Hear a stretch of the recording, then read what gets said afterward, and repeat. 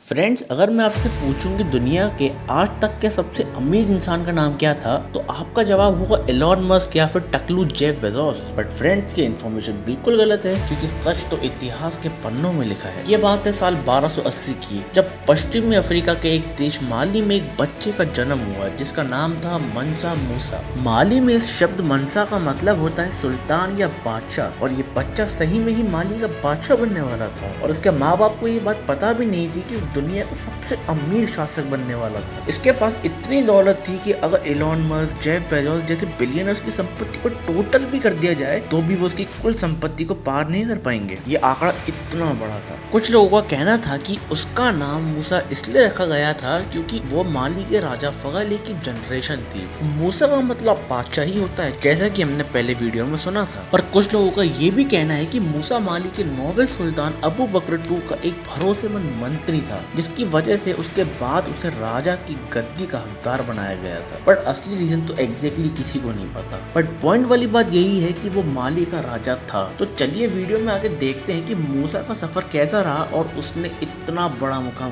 कैसे हासिल किया। चलिए सबसे पहले ये जानते हैं कि मूसा ने अपनी राजा बनने की शुरुआत कैसे की। 1312 में बादशाह अबू बकर के दिमाग में एकदम से ख्याल आया कि क्यों न राज्य को और भी एक्सपेंड किया जाए, और वो केवल सपना ही नहीं देखते रहे, उन्होंने उस पर अमल करने के लिए एक स्टेप भी आगे बढ़ा दिया, जिसमें उन्होंने 200 सैनिकों से भरी और 100 खाने से भरी कश्तियों को अटलांटिक महासागर के अगले छोर का पता लगाने के लिए भेज दिया, ताकि वो उस लैंड पर भी कब्जा करके उस पर अपनी टेरिटरी को एक्सपेंड कर सके। बट ये ड्रीम केवल ड्रीम तभी रह गया जब कहीं दिनों तक एक भी कश्ती लौट के नहीं आ पाई। पर अचानक एक दिन एक कश्ती उनमें से लौट आई, और जब उस कश्ती पर सवार लोगों से पूछा गया कि आखिर ऐसा क्यों हुआ कि केवल वही लौट के आए और बाकी सबके साथ क्या हुआ, तो उन्होंने बताया कि अटलांटिक महासागर के तूफान और गोल चक्कर ने उनके सभी साथियों की जान ले ली। उस गोल पानी के चक्कर ने सब कुछ अपने अंदर ही ले लिया था जैसे। ये सब सुनकर अबू बकर बहुत निराश हो गए, क्योंकि इस समस्या ने उनके एक्सपेंशन के सपने पर एक बैरियर सा लगा दिया था। पर अबू बकर भी यहाँ चुप कहाँ रहने वाले थे। इसके बाद उन्होंने फैसला लिया कि वो इस बार खुद ही अटलांटिक महासागर के छोर को एक्वायर करने के लिए जाएंगे। पर इससे पहले सवाल ये था कि who will take the throne in his absence, जिसके लिए उन्होंने मूसा को अपना थ्रोन दिया, वो भी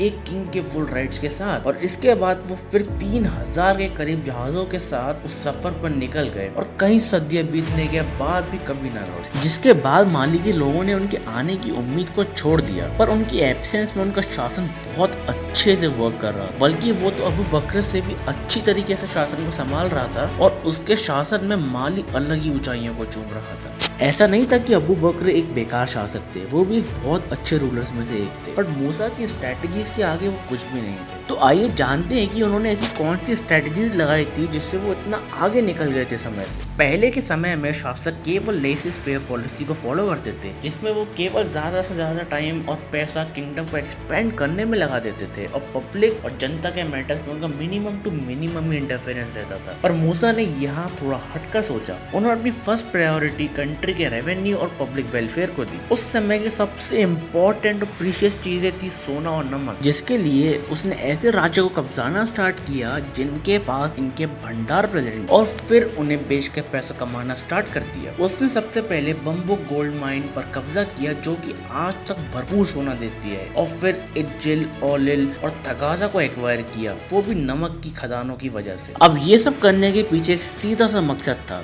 ये सब बेचकर और सोने को एक्सट्रैक्ट कर राजा के पास रेवेन्यू आ जाएगा, और फिर राज्य के गोल्ड रिजर्व भी बढ़ जाएंगे, जिससे राज्य के लोग और राजा दोनों ही अमीर हो जाएंगे। अब इन स्ट्रेटेजीज में एक और चीज जो उसके बढ़ने में आग का काम कर रही थी, वो था उसका धर्म इस्लाम। राजा की ऑलमोस्ट पूरी जनता इस्लामिक थी, जिन्हें मूसा के राज करने से कोई आपत्ति नहीं थी। बट कुछ लोग उसमें नॉन इस्लामिक भी थे, जिसमें से एक कबीला था बम्बुक माइनर्स का। इन लोगों ने मूसा के धर्म इस्लाम पर विद्रोह करना शुरू कर दिया, क्योंकि उन्हें कहीं ना कहीं ऐसा लगने लगा था कि उनका धर्म खतरे में आ चुका है। पर इतने से लोग मूसा की विशाल काया सेना के आगे क्या ही कर पाते। और ऐसा ही हुआ। मूसा ने सक्सेसफुली अपनी सेना को भेजकर इस विद्रोह पर काबू पा लिया, पर उसने उनमें से एक भी जने को नहीं मारा, क्योंकि वो ये बात समझ गया था कि अगर उसे अपना शासन को बरकरार रखना है तो सभी धर्मों को इक्वली लेकर चलना होगा, जिसके लिए उसने सभी लोगों को उनके धर्म प्रैक्टिस करने की अनुमति दे डाली। और वहाँ कुरान का कानून भी लागू नहीं होता था, जबकि माली एक इस्लामिक देश हुआ करता था और उसके राज्य के इस्लामिक होने से इस चीज में बहुत हेल्प मिली कि उसके पड़ोसी मुल्क भी उसके साथ थे, क्योंकि वो भी इस्लाम को फॉलो करते थे और उस समय पर सारे इस्लामिक नेशंस एक दूसरे को अपना अलाय माना करते थे। अब देखिए, ये सारी चीजें मूसा के फेवर में आती नजर आ रही है, क्योंकि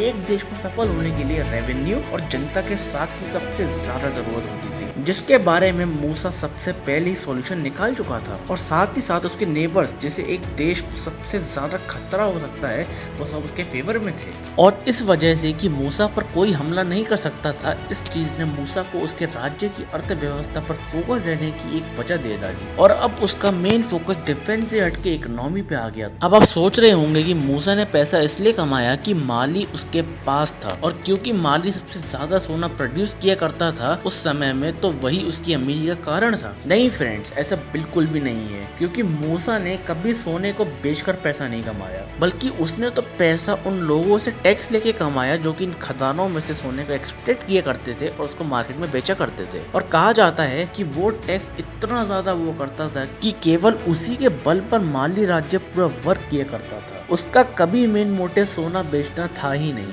बल्कि वो तो सभी कंट्रीज से ये चीज छुपाता था कि वहाँ पर खदानें भी मौजूद है, इसलिए वो सोने को इनडायरेक्टली लोकल माइनर्स के थ्रू मार्केट में कमोडिटीज के बदले में घुमाया करता था। बट उसके साथ साथ नमक की खदानें और कोला फल ने भी मूसा के प्रॉफिट को कहीं गुना बढ़ा दिया था। अब ये नमक एक नॉर्मल नमक ही था जो हम रेगुलरली इस्तेमाल कर रहे हैं, पर इसमें केवल एक अच्छी बात थी कि अगर इससे खाने के ऊपर लगाया जाता था तो खाना काफी लंबे समय तक प्रिजर्व हो जाया करता था। जो लोग सारा डेजर्ट से आया जाया करते थे वो अपने साथ खाना काफी लंबे समय तक इस्तेमाल कर पाते, उसके लिए नमक ही सबसे अच्छा सोर्स दिख रहा था। उस समय नमक की भारी डिमांड ने उसका प्राइस आसमान पर पहुंचा रखा था। और तीसरी चीज जिसने माली शासन की अर्थव्यवस्था को उठा के रखा था वो था कोला फल, जो कि लोगों को प्यास लगने से रोकता था, जिसका इस्तेमाल सहारा से आने जाने वाले लोग किया करते थे सबसे ज्यादा स्तर पर। अब देखा जाए तो मनसा मूसा ने उस समय की डिमांड को पकड़ के लूप होल्स को ढूंढ लिया था, जिसकी वजह से उसने मोस्ट डिमांडेड आइटम्स का ही ट्रेड किया, और वो भी बिना उसका सेलर बने, क्योंकि वो केवल इन काम को करने वाले लोगों से ही टैक्स लेता था। और वो टैक्स इतना ज्यादा इसलिए होता था क्योंकि किसी भी चीज की डिमांड अगर ज्यादा होती है तो उस पर लगने वाला टैक्स भी बढ़ चढ़ कर लगता है, और इन्हीं वजह से मनसा मूसा इतनी अमीरी में जी रहा था जिसकी कोई कल्पना भी नहीं कर सकता। अगर आप उस समय के किसी भी इंसान से पूछे कि मूसा की वेल्थ कितनी होगी तो वो केवल सोचता ही रह जाता। पर एक इंसिडेंट ऐसा भी है जिससे आपको मूसा की शान और शौकत का अंदाजा लग जाएगा। ये उस समय की बात है जब मूसा 9600 किलोमीटर की यात्रा पे गया था। वो यात्रा एक हज यात्रा, पर इस यात्रा में वो अकेले नहीं गया था, बल्कि उसके साथ एक बहुत बड़ा झुंड गया था, इतना बड़ा जितना आप कभी सोच भी नहीं सकते। अगर मैं आपसे पूछूं तो आप कहोगे कि 2000 या चलो 10,000 भी कंसिडर कर लेते हैं, पर वहाँ आंकड़ा कुछ अलग ही था। उसके साथ टोटल 60,000 लोगों का एक बड़ा सा काफिला गया था, और उसमें से 12,000 तो केवल वो गुलाम थे जिनका केवल यही काम था कि उन्हें सोने से भरे बक्सों को उठाकर चलना है, और साथ ही साथ 8 ऊंट जिन पर सोने के पाउडर से लदे हुए बक्से लटके हुए थे। और इसमें हैरानी की बात ये थी कि वो इतना सारा सोना तो केवल चैरिटी के लिए ही ले जा रहा था। मतलब समझ रहे हो, 20,000 किलो सोना तो केवल वो बांटने के लिए ले जा रहा था। उसकी यात्रा के बीच उसे जितने भी जरूरतमंद लोग दिखे उसने उन सब में सोना बांट दिया। और शुक्रवार के दिन जहाँ पर भी वो रुकता था, उसका काफिला ठहरता था, वहाँ पर वो उसने मस्जिदें बनवा दी, और उसने कायरो, मक्का और मदीना में 20-20 हजार सोने की ईंटें बांटी थी। पर कुछ लोगों को अभी भी उसके दान की कीमत समझ नहीं आई हो, तो उसका अंदाजा आप इस बात से लगा सकते हो कि उसके दान से पूरी मिडल ईस्ट और अफ्रीका में हाइपर इन्फ्लेशन की कंडीशन आ गई, इसकी वजह से सोने का दाम ठप से नीचे आ गया। पर ये शासन तब तक ही केवल फला फूला जब तक मूसा जिंदा था, कि उसके शासन की सारी दौलत को लोग इन्वेस्ट करके चले गए थे। तो चलिए फ्रेंड्स, वीडियो को यहीं खत्म करते हैं, और ऐसी अमेजिंग वीडियोस को देखने के लिए हमारे चैनल को सब्सक्राइब कीजिए and don't forget to press the bell icon. Please do like the video.